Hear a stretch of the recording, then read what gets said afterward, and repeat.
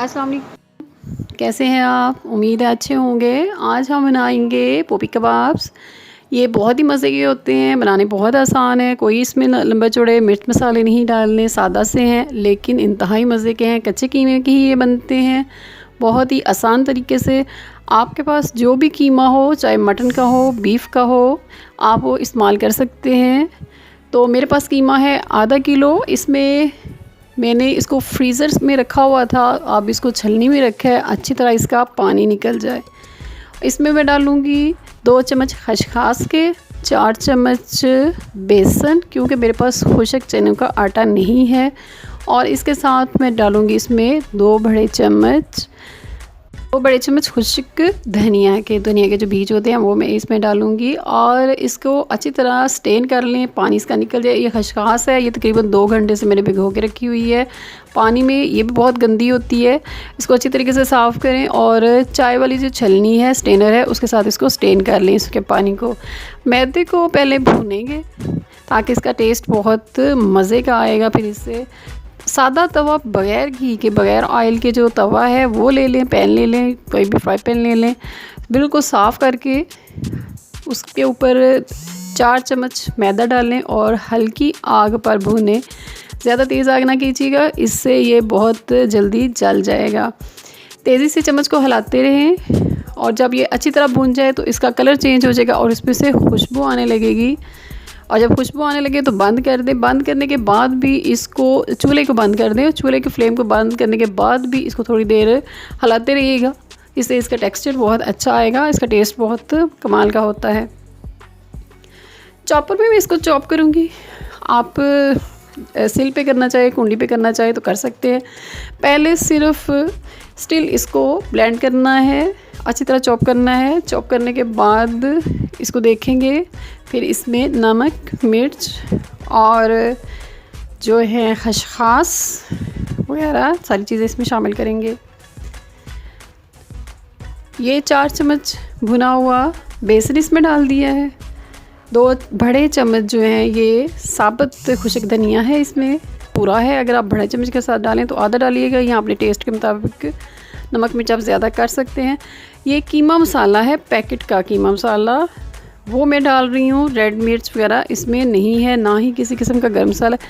बाज़ार में जो तैयारशुदा कीमा वाला मसाले का पैकेट मिलता है, आप वो ले लें और उसमें से अपनी पसंद के मुताबिक जितना आप खाते हैं डाल लें। मैंने 1 चम्मच डाला है क्योंकि मैं बहुत तेज़ नहीं खाते हम लोग। अब इसको चॉप करेंगे। चॉप करने के बाद एक दफ़ा चेक कर लें, जब इसमें थोड़े रेशे बनने लगे तो फिर इसको रोक दें। ये अभी ठीक नहीं हुआ था तो अब दोबारा इसको चॉप करेंगे। लहसुन, प्याज, कोई चीज़ इसमें शामिल नहीं है। चेक करते हैं, ये देखें जी, आप इसके रेशे बनने लगे हैं, ये देखिए, अब ये जुड़ने लगे आपस में और खींचने से टूटेगा। तो अब ये कबाब के लिए रेडी है। कोई ऑयल, घी, मक्खन, किसी चीज़ की किस्म का चीज़ हाथों पे या इसके अंदर हमने ऐड नहीं करनी।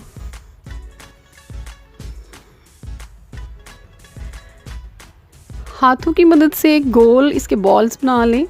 ये खसखस है, खसखस जब हम इसके कबाब बनाने लगेंगे फिर हम करेंगे हाथ की मदद से, बग़ैर पानी या ऑयल, घी वगैरह लगाए, इसके गोल गोल बॉल्स बना लें।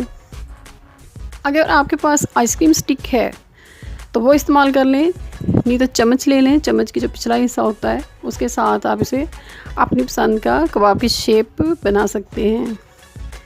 ये जो पोपी कबाब है, ये देखिए, ये आइसक्रीम स्टिक है, लंबे वाली जो होती है, बड़े वाली। इसके साथ उसको पकड़ा, उसको दबाया थोड़ा सा, आपकी फिंगर्स के निशान उस पर बनते हैं ऐसे, और फिर आराम से खींच दें। ये ना टूटेगा ना ख़राब होगा। ज़्यादा दबाना नहीं है हाथ को, आराम से उसको रखिएगा और आराम से खींच के लिए। देखिए बेहतरीन शेप की बन गई है। दोबारा बनाते हैं, ये देखें, बहुत ही सिंपल तरीका, कोई ऑयल, कोई चीज़, मैं दोबारा बता रही हूँ, नहीं लगाई गई। सादा सा तरीका है इसका, लेकिन इंतहाई मज़े के बनते हैं। अगर आपके पास स्टिक भी ना हो तो फिर आप ये ले लें स्पून, उसका पिछले वाला हिस्सा, और ऐसे बन जाएगा। ईजी तरीके से बने। आधा किलो कीमा के तकरीबन 8 कबाब बनेंगे। आप अपनी फैमिली के हिसाब से बना सकते हैं, आप जितने भी चाहें। 2 किलो कीमा में तकरीबन 40 के करीब ये आसानी से कबाब बन जाते हैं अगर हड्डी के बगैर कीमा आप लें तो। बिल्कुल हल्का सा घी डालना है फ्राई पैन में, ये नॉन स्टिक है, चिपकेगा नहीं साथ, और आहिस्ता आहिस्ता इसको पकाना। ये तकरीबन 20 मिनट में चारों तरफ से अच्छी तरह फ्राई हो जाएगा। थोड़ी थोड़ी देर बाद इसको पलटते रहें, ढक्कन वगैरह इसके ऊपर ना दीजिएगा, नहीं तो वो दम पे आ जाएंगे, कवर नहीं करना। तकरीबन 20 मिनट लगते हैं अच्छी तरह ये फ्राई होने में, क्योंकि ये डीप फ्राई हम नहीं कर रहे, लाइट से फ्राई करनी है।